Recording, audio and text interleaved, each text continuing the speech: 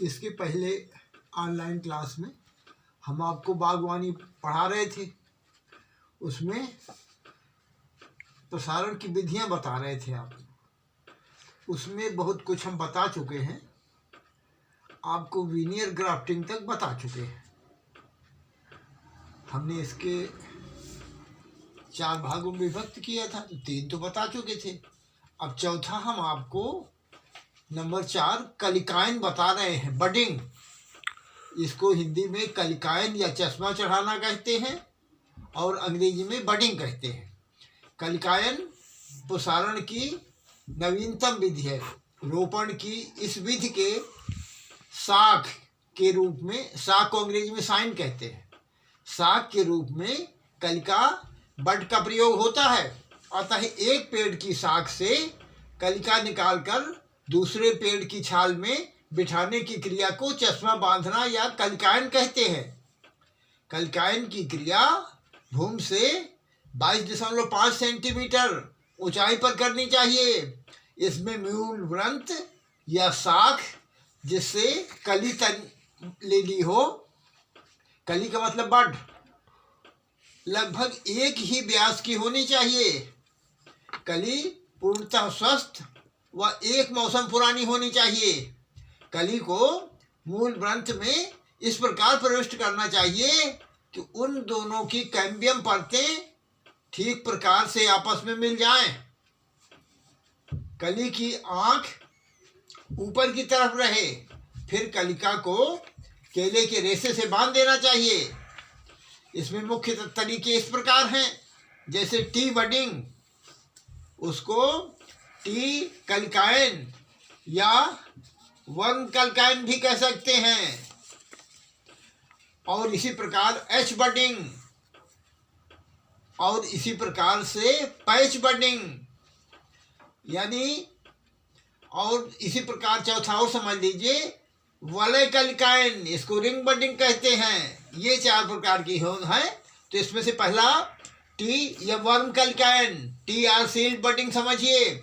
भूमि से 22.5 सेंटीमीटर ऊंचाई पर इंटरनोड के बीच छाटे हुए मूल ग्रंथ में 1.25 से 1.50 सेंटीमीटर लंबा पड़ा यानी हॉरिजॉन्टल व 2.5 से 3.7 सेंटीमीटर लंबा खड़ा कटान देकर टी के शक्ल के स्थान तैयार कर लेना चाहिए तथा चाकू की सहायता से छाल को ढीला कर लेते हैं।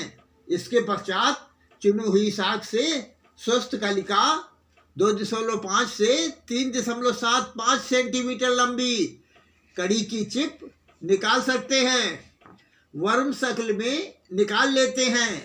इसके बाद इस कलिका को चिप अलग करके मूल ग्रंथ में बने टी शक्ल स्थान से इस प्रकार प्रविष्ट करके बांध देते हैं कि कलिका मध्य में रहे तथा उसका बढ़ने वाला सिरा ऊपर की तरफ खुला रहे। जैसे आम, नींबू, अमरूद, गुलाब, उसमें इस तरह से किया जाता है।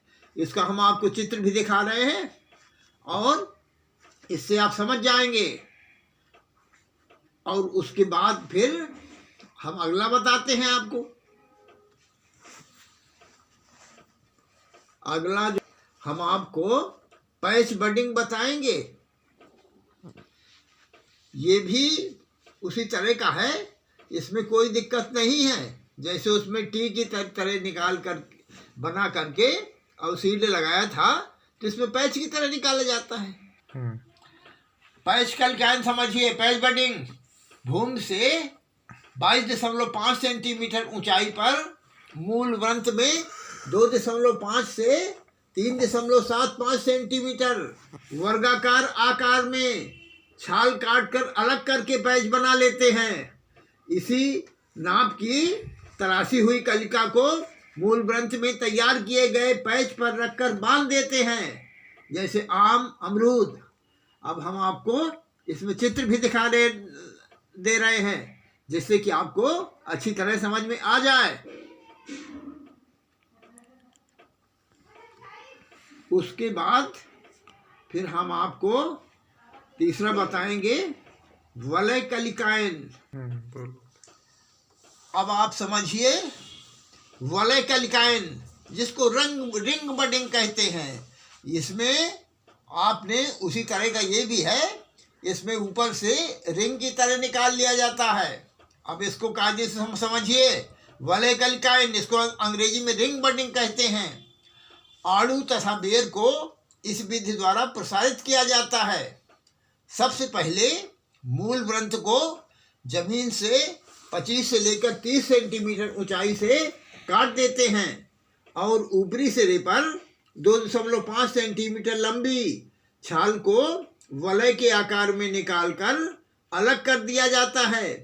मूल ग्रंथ के बराबर व्यास वाली शाख से कलिका को 2.5 सेंटीमीटर की लंबाई में छाल के साथ वलय रूप में यानी रिंग में निकाल लेते हैं तथा इसको मूल ग्रंथ के ऊपरी सिरे पर तैयार किए गए स्थान पर चढ़ाकर बांध देते हैं। अब हम आपको इसमें चित्र भी दिखा रहे हैं जिसमें कि आपको अच्छी तरह से समझ में आ जाए। फिर उसके बाद फिर हम आपको प्रश्न बोलेंगे।